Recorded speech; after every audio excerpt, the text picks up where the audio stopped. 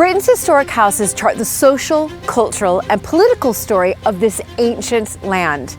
The collections held within their walls bring history to life. As one of the judges for the 2024 Historic Houses Collections Award, in partnership with fine art auction house Druids, I'm visiting all 6 shortlisted houses.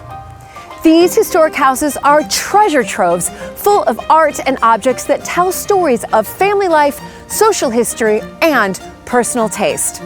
This award, created in partnership with Druids, is to honor the owners, curators, researchers, and conservators who preserve and interpret these beautiful and significant objects. I'll be exploring 6 spectacular collections.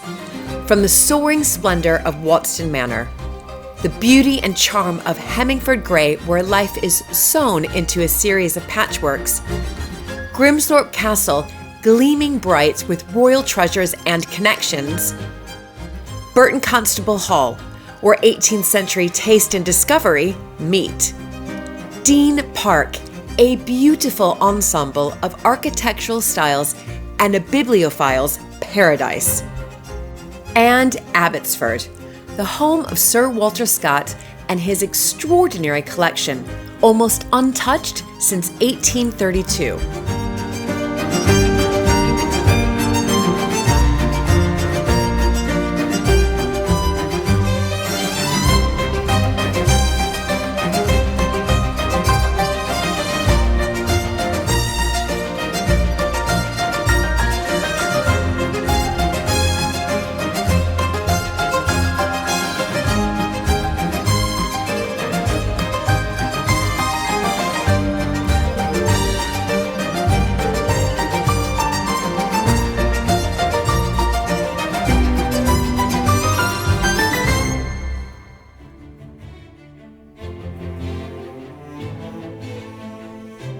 Today I am visiting the magnificent and flamboyant Watston Manor in Buckinghamshire, and I'm here to view the extraordinary Rothschild collection, so I cannot wait to see the treasures inside. Built in the later 19th century, Watston Manor is the creation of Baron Ferdinand de Rothschild. Inspired by the chateau of the Loire Valley, this was a house for entertaining and to display Ferdinand's unique collections of 18th century British painting and French decorative arts. Oh my goodness, this is exquisite. Oh, this is the Red Drawing Room, and we're essentially at the heart of the house. I think this room kind of tells you everything you need to know about the Rothschild style, or as it was sometimes called, Le Goût Rothschild, because it's very French influenced. Right. Because what you're seeing here is a really, really distinctive combination of English 18th century portraits. So you've got Gainsborough's and one Reynolds on the wall here, with French decorative arts and furniture. Okay. And that's something which the Rothschilds sort of pioneer almost as a kind of a style for interiors and collecting. The objects that you're seeing in this room are amongst the most extraordinary of their kind in the world. So, for example, the 2 incredible chests of drawers over there, they were made by the court furniture maker, the court ebonist, who is a man called Riesner. And both of those pieces were made for members of the French royal family and were in their private apartments in Versailles. And that was the kind of thing that Ferdinand just loved, you know, those stories, those connections. Yes. On the chests of drawers is some of our incredible collection of Sèvres porcelain, which is another of our great glories, really. Right. And so these are some of the wonderful groups. They're called garnitures of vases. Incredible. They are glorious. It's quite a difficult collection to look after, in as much as it's got a lot of very light sensitive materials in it. Right. So the marquetry furniture, which fades, you know, the textiles. We look at this incredible carpet, which just happens to be one of the set of 92, which was woven for the Long Gallery at the Louvre for Louis XIV. No. So oh my goodness. Another great story there. Oh my goodness. So, you know, making sure that we slow that period of deterioration as much as we possibly can is really important. One of the wonderful things about this collection is its richness and its variety. For example, we've got a wonderful collection of Dutch 17th century paintings in the morning room. Okay. Which again was kind of a Rothschild family passion. Both Ferdinand and his uncles adored Netherlandish art. It's really difficult actually to pick out a category, say, come and see the Gainsboroughs because they're the best thing we've got. Exactly. Because they are amongst the best things that we've got, but there are so many aspects of this collection which are at that level, and the way it works is as a whole. Right. It's that total experience of walking into a room like this, and as you said when you came in, you just say, wow. Yeah. The craftsmanship that went into these works of art is exquisite. The people who made these things are a really vital route in, because a lot of the furniture and the objects that are here were made for very elite people. It's absolutely people who could afford this kind of art. And that in some respects I think is not very relatable to lots of our visitors. But actually the people who made them are, because they were the craftsmen, they were the workmen, they were making their living doing this stuff. Yes. And I think our collections really allow you to get a sense of the people behind the extraordinary objects. After enjoying the delights of the interiors, Baron Ferdinand's guests were invited to tour the gardens and the aviary. In the 19th century, following on from the royal and princely aviaries of the 18th century, it became popular for noble and aristocratic families to have their own aviaries. Right. And that was something that the Rothschild family took up with alacrity. And Ferdinand's grandfather had an aviary, his father had an aviary, his great-uncle, his uncles, his cousins. And once I started researching the history of the Waddesdon Aviary, I suddenly realised that if you were anyone in the Rothschild family, you needed an aviary. Right.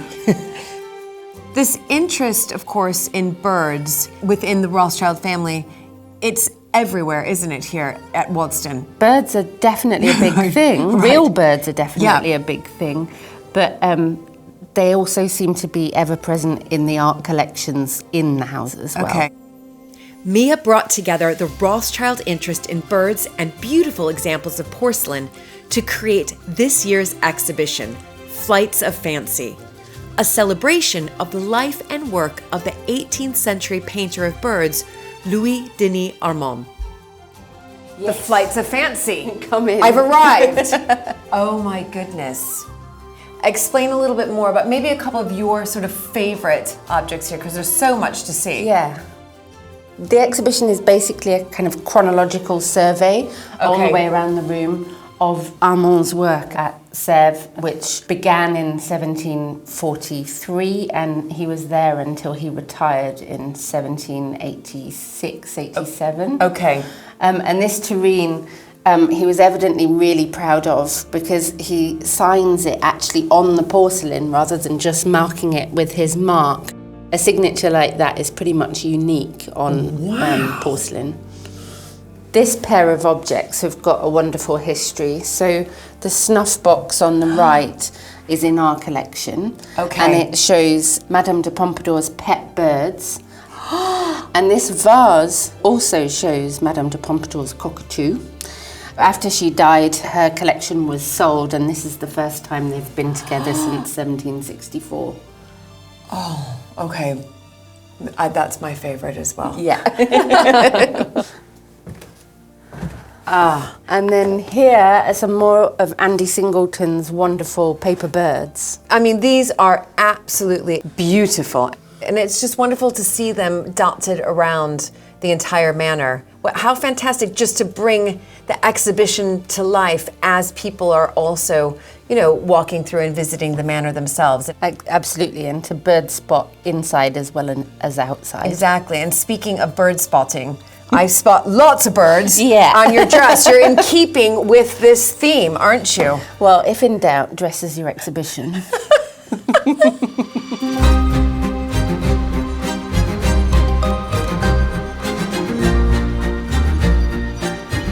It's wonderful to see the Rothschild family passion for all things ornithological, combined with these astonishing contemporary art installations. But 60 miles in a northeasterly direction, once contemporary works of art have become a hand-stitched life story. I'm here at Hemmingford Gray in Cambridgeshire, a 900-year-old manor house and one of the oldest continuously inhabited houses in all of Britain. In fact, much of the original house remains intact. And I'm here to view the outstanding collection of patchworks made by Lucy M. Boston between 1939 and 1984, and I cannot wait to see them.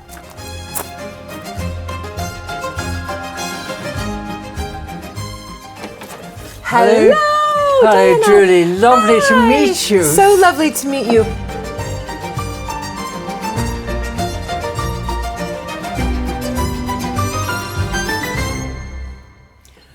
Julie, come into my wardrobe. Oh my goodness. Now, Diana, what century am I stepping into right now? I'm standing on what century? You're now in the 12th century. In the 12th century.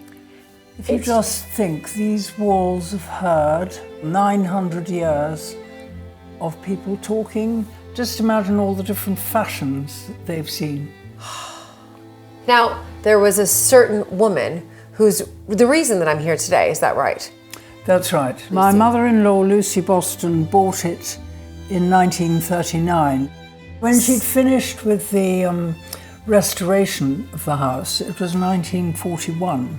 Right. And she contacted the welfare people at RAF Whitton, suggesting that maybe once a week, when they weren't night flying, some of the airmen might like to come and relax.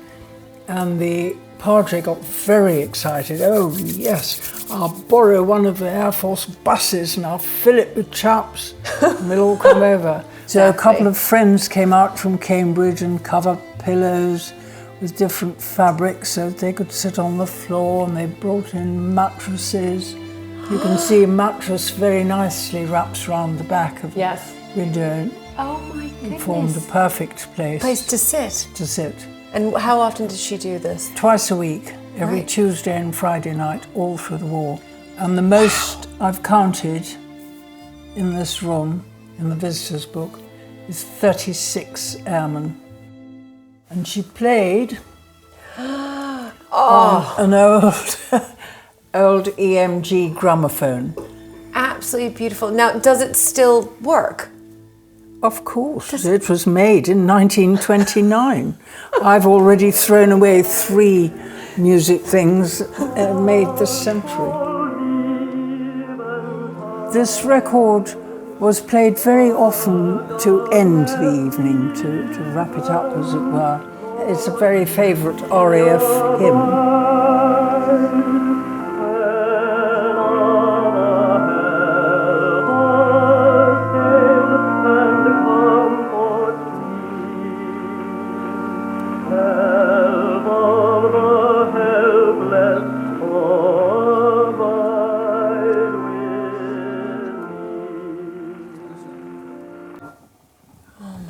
Goodness. I got a little choked up there. It's so It is the thought of all those airmen. Very often it's the last evening that they had. She sounds just wonderful, your mother-in-law. Absolutely Amazing woman, wonderful. Lucy Boston created the most exquisite and original patchworks. Peeling back layers of history, they remain a multi-layered and beautiful historical record. Her first major one, Whoa. and the one for which she's most famous, Oh my goodness. the Lucy Boston patchwork of the crosses, is now one of the top 10 best-known patchworks worldwide. It's so beautiful. It gives me chills. Do you know how long this took Lucy to create? Well, I think 3 winters. Wow. These patchworks are works of art. They are. She now limits her palette to these colours. And she's still only 77, 78, 79 when she makes this. What? So She's in her like the- 70s. From now on, each one is one winter, one patchwork. Take This that. one she made for her first granddaughter, Kate, and the little one for Kate's doll. Did So she? Kate and doll both have their stars.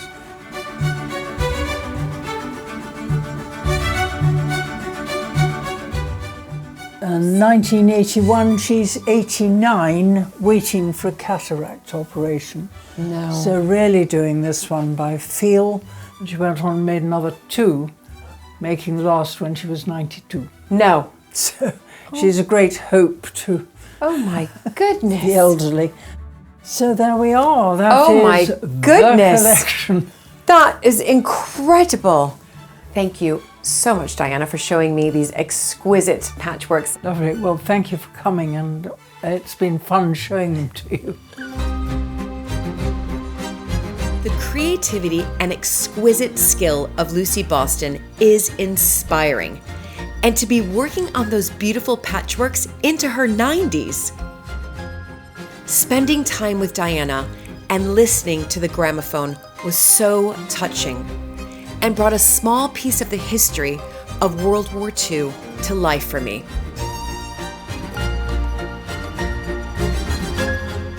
Each of the shortlisted houses I visited have fascinating stories to tell, both personal and of national significance. At Grimsthorpe Castle, royal connections and service of the family are told through its collection of treasures. I'm here at the spectacular Grimsthorpe Castle, a real mix of architectural styles. This is a house of royal connections and absolutely magnificent interiors. Since 1516, Grimsthorpe Castle has been the ancestral seat of the Willoughby de Eresby family and home to the exceptional family collections and a very special conservation project.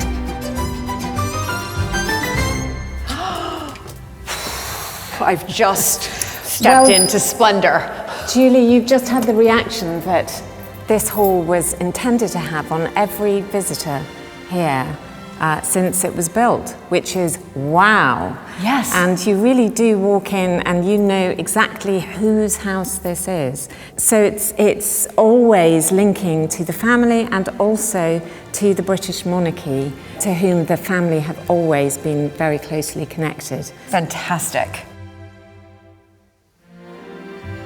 The Willoughby family since 1626 have been the hereditary Lord Great Chamberlains of England. Okay, so tell me a little bit more about that role. Well, this is one of the most important offices of state, great Okay. offices in England. It's certainly around since the 14th century. Right. And in 1626, the Willoughby family, they took on this hereditary office, which now is shared between 3 other families. One of the points about the office is that the hereditary Lord Great Chamberlain is in charge of the Palace of Westminster. Okay. And from that office, as part of their payment, as it were, for their duty, they are allowed to take perquisites, or perks, as more Okay. people might understand it. So what we have here at Grimsthorpe, amazingly, is probably the largest collection of royal thrones outside the royal palaces.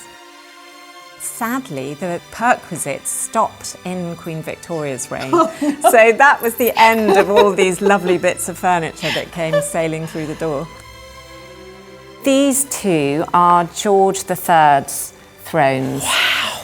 And they would have been in the House of Lords, and George III would have sat on those for various state occasions. Right. I mean, the carvings are sensational. It's They just, are amazing. you know, Yeah. it is screaming out, I am your king. Yes, but what is even more so screaming out, I am your king, is this one. This is George IV's throne. And this throne, it was actually the throne that he sat on in Westminster Hall, where they had a lot of the state business before and after the Okay. coronation.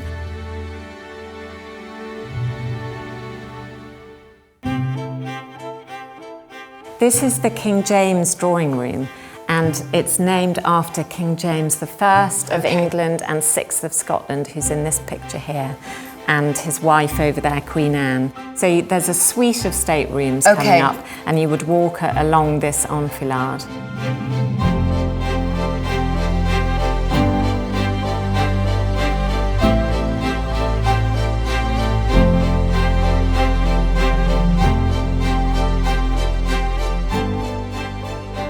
I must show you this, Julie, because this is a wonderful table, Regency table underneath here, which was the table that Queen Victoria signed her coronation oath on in 1838. Okay, that just gave me chills right there, knowing that her presence was... Absolutely. You know. So this bed is extraordinary. It would have been the canopy that was over the throne of George IV that we saw in that first state dining room. Yes. A highlight of the extraordinary collections held at Grimsthorpe Castle is an exquisite piece of fashion history, dating from the early 17th century.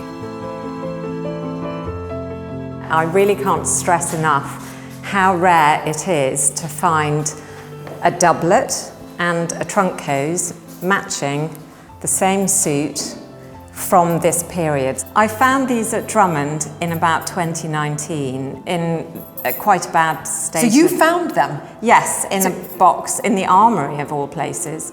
Very well packed away, but in quite a state of disrepair. Really? Yes. Let's talk about conservation a little bit on both of these pieces, because what I can see here is there is a netting around and what is the material that is underneath the netting? That's silk velvet. Okay.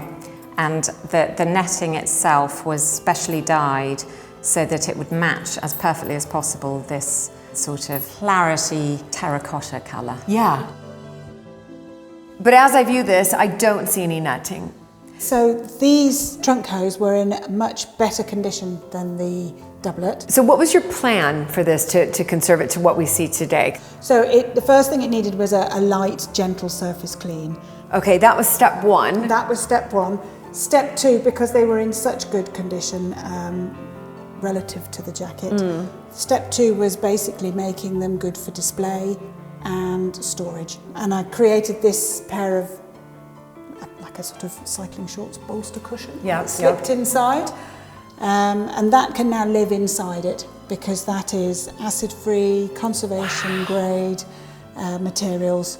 So even when you take it out of the display case and put it in its textile. And the same with the jacket and the boards as well. So we don't even need to handle the garment at all. So it is real hands-off. Yeah.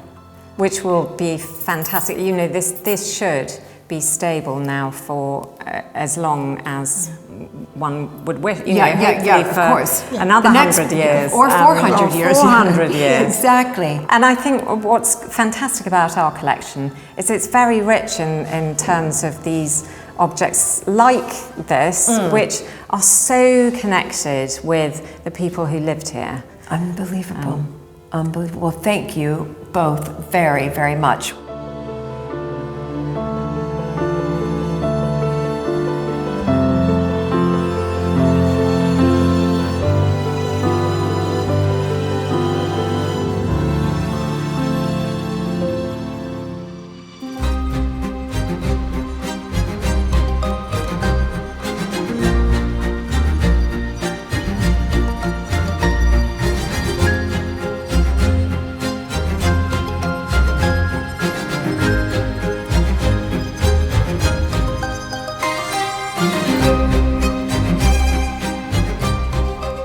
Royal connections and fascinating conservation projects also feature at glorious Dean Park in Northamptonshire.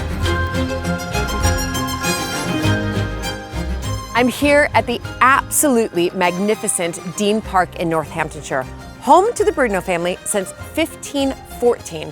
And I cannot wait to see Charlotte and view the rare and unique Tresham Bruno Library.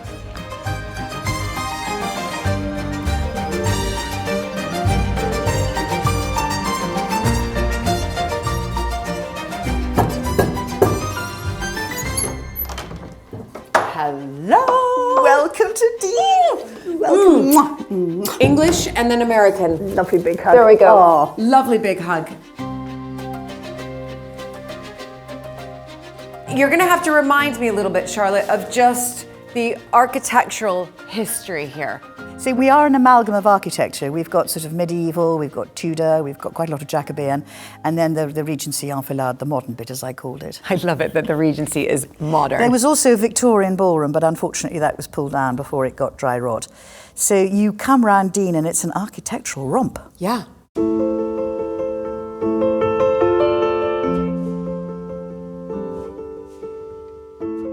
The Great Hall, yes. Great Hall. And it is one of the great halls, isn't it? It's one of the last great halls to be built before they went out of fashion by 1600. Absolutely fantastic. Tell me a little bit more about the history of the Brudnell family.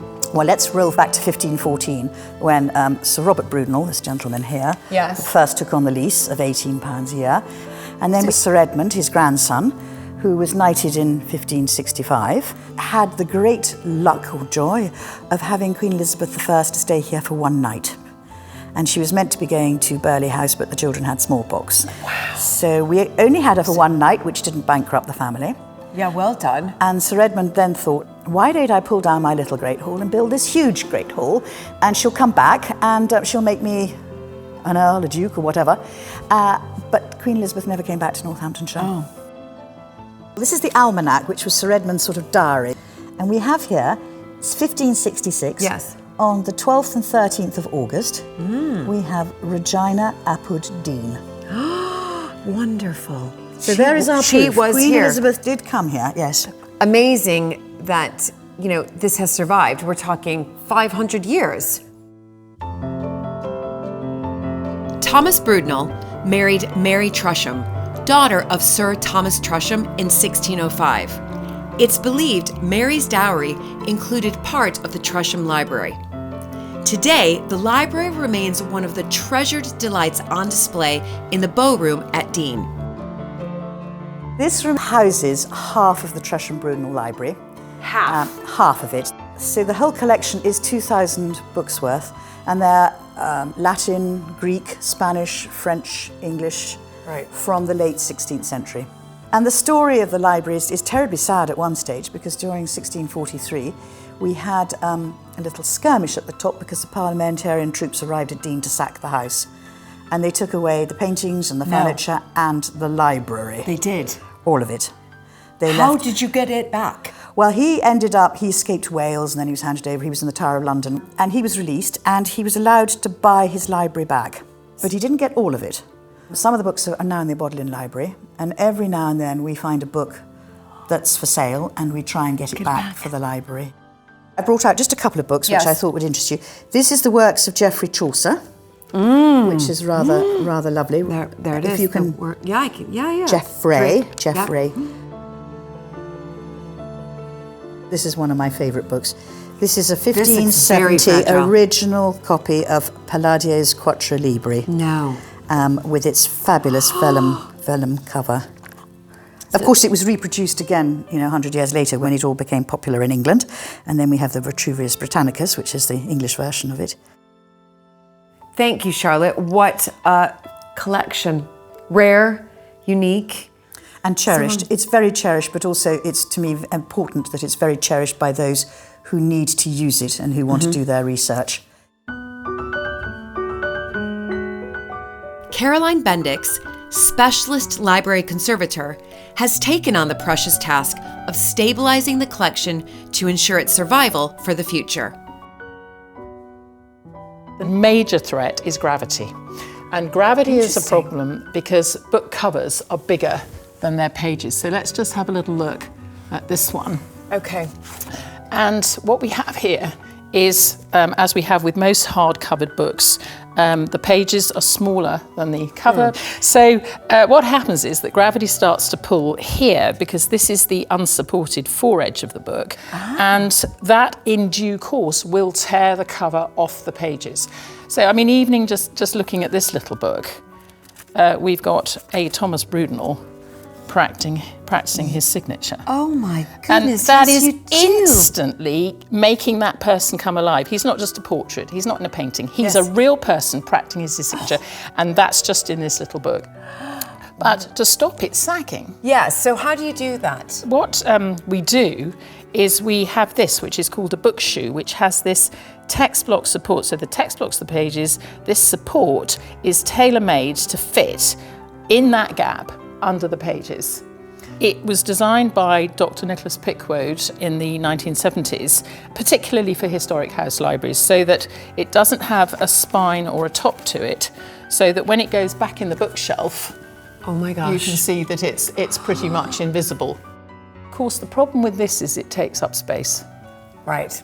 But there is a solution, and that solution is just here.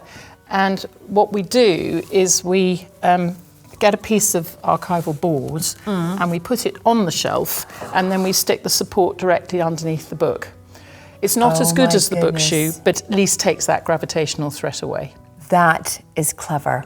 Gosh, this has been a real special treat for me. So thank you, thank you. My pleasure.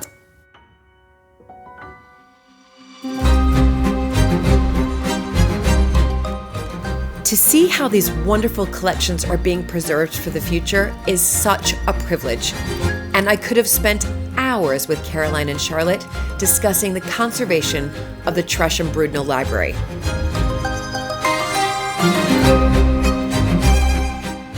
The eclectic interests of the collectors of previous generations are wonderfully on display at Burton Constable Hall in Yorkshire.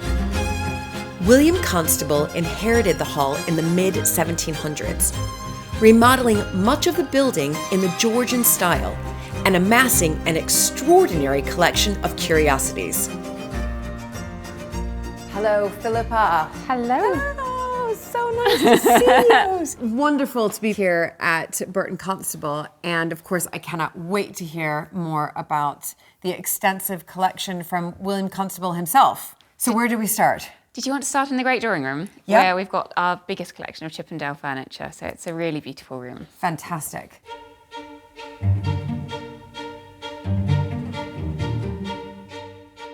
So this was William's great invention in 1770 when he had just got married and he needed a nice drawing room for his new bride.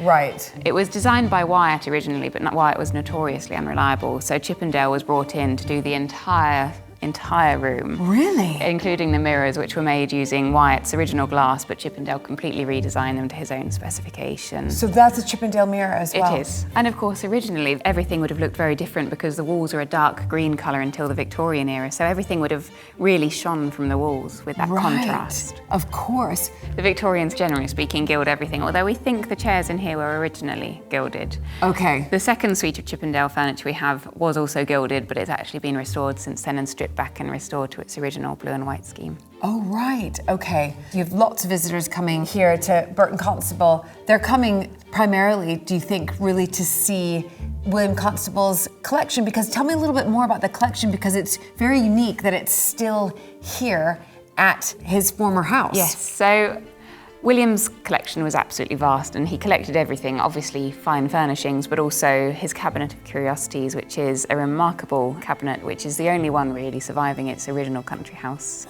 estate.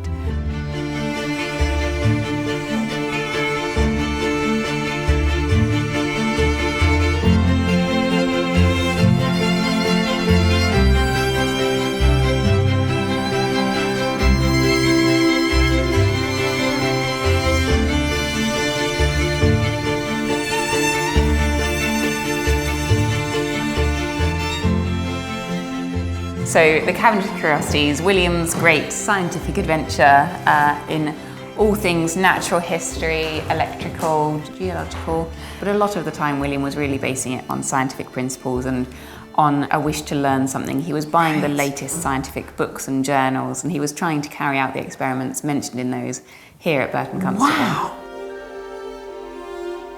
William did collect a number of things, including beautiful pieces like this telescope by Henry Hindley of York. This is one of the first equatorially mounted telescopes, so it would have been used to do things like mapping the transit of Venus. It's science of the highest level in that era. Of course. So it's a phenomenal piece.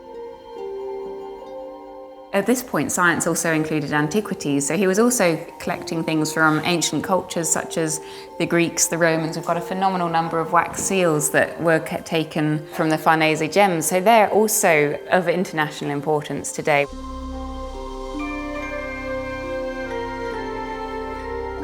What is happening in this corner? So at the moment we're working on a big project to photograph every single object in the museum. It's taking us months. And this has never been done before? Never done before, no. So we've never had good images of these objects before.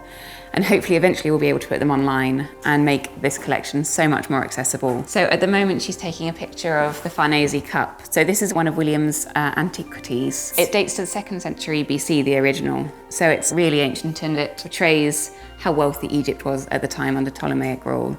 So it's a really fascinating piece of archaeology in its own right. Incredible, and also to be able to see the volunteers working so hard here to document this, because that's so important to make sure that this gets preserved for future generations and for people all over the world to one day have access to William's cabinet of curiosities and to look and see what he uncovered, discovered, experimented with, which is wonderful.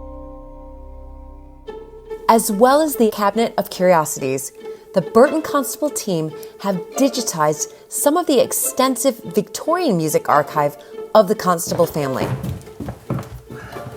So here we are in the pink room. In the pink room, yeah, absolutely. Fantastic. So you can see there's a beautiful piece of handwritten music by one of the ladies of the family where they've actually changed the title, so instead of having the words "I'd be a butterfly," it's "I'd be a," and then a picture of a butterfly, which I think is just adorable. Yeah. The penmanship as much as anything, and we have books of these things because the family, as far as we can tell, were borrowing pieces from friends and copying them out themselves and giving the pieces back. So these are also all music. Put on top of here. And it's amazing that it's all survived. Oh, absolutely. As well. No, I mean it's incredible. You don't very often get pieces like this surviving.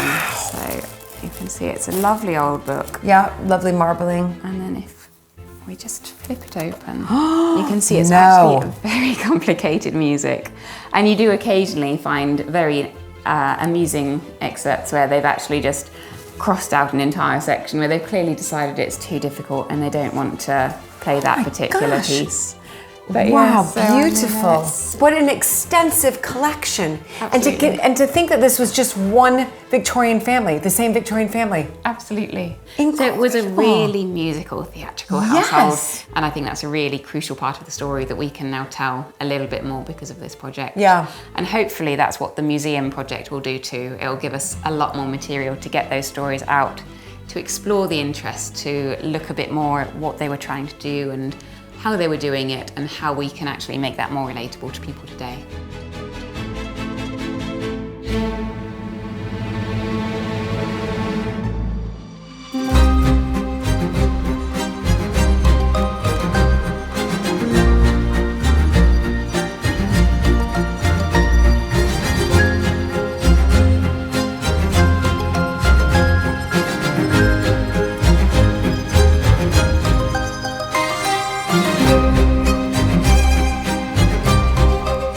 The interpretation of objects and the stories they conjure is at the heart of the collection of Sir Walter Scott at Abbotsford in the Scottish Borders.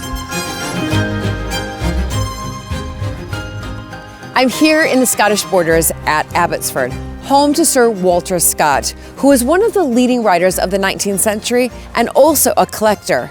He built Abbotsford in order to house his extensive collection, and I cannot wait to get inside and explore.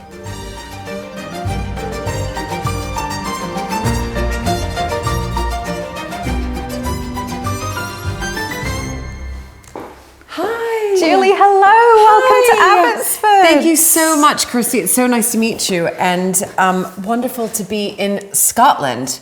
Yes, at Sir Walter Scott's former home. What an entrance hall. I mean, this was not what I was expecting. It was built in the 19th century, is that right? Exactly. You know, this is a Georgian building. This is an 1820s construction, but it feels like it stepped straight out of the 16th century with all of the heraldry and the hunting trophies, very baronial feel. Yes. And that was quite deliberate. That was Scott kind of mimicking stepping into the past because, of course, he was a historical writer. He wrote novels. A lot of historic houses are about power and prestige and, you know, very, very valuable items. For Scott, actually, it was about showcasing stories and kind of absorbing them so that he could tell them to the reading public. Right. And a lot of these items have amazing stories associated with them. So Julie, this is what Sir Walter Scott called the handsomest room in Scotland. Wow. He was a little biased. The room we see today is pretty much how the room was when he was living here? Exactly, and I think that's one of the most special things about Abbotsford, because Scott was phenomenally famous when he died in 1832.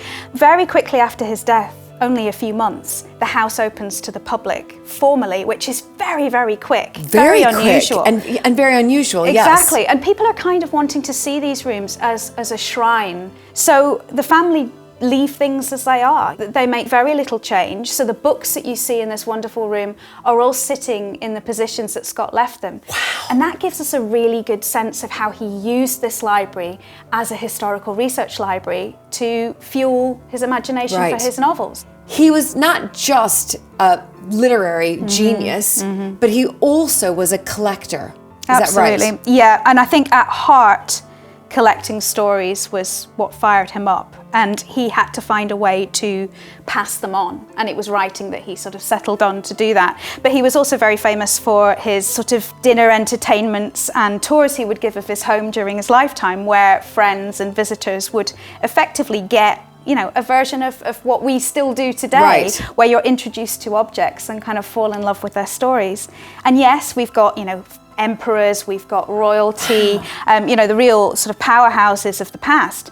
But we've also got, you know, members of Scott's own family represented here.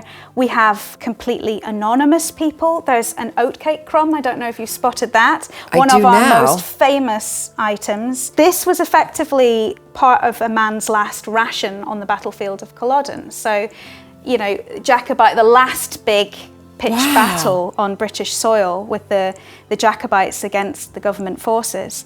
This was salvaged from a dead Highlander's pocket on the field. Oh my goodness. And it was gifted by another collector friend to Scott. So it's actually, I mean, it has no financial value, of course not. No, but it's it has actually, the story. It's a man's last morsel, and it suddenly opens up this whole story about the futility of war and, you know, the sacrifice people were making. And that's what Scott was about. Yes. You know, he was as interested in the ordinary man as, you know, the people right at the top of society. Right, as in Napoleon here, which I see we've got Napoleon's pen case. Yeah, and the blotter, and they came from the captured baggage train after Waterloo, because of course that's happening during Scott's lifetime. Of course. And he can't wait to get over to Belgium, and 6 weeks after the battle start collecting things associated with it. He realised that, you know, history isn't just looking backwards, it's also history is in the making all of the time, and these things will be stories of the future.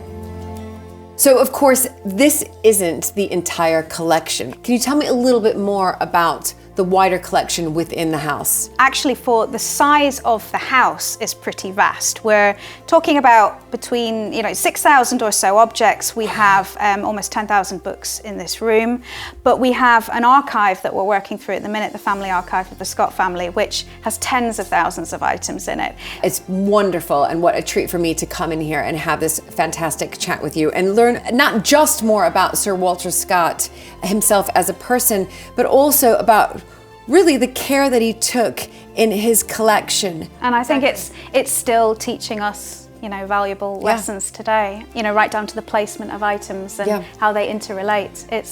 It's remarkably clever. It's like stepping into a brain, Scott's brain. Yes, exactly. And, I quite like it there. So.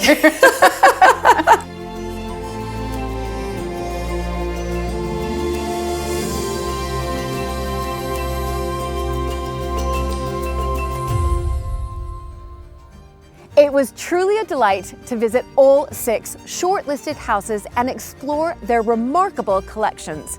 And that's the true magic of these historic houses and their distinguished treasures. They each hold an abundance of fascinating stories waiting to be discovered.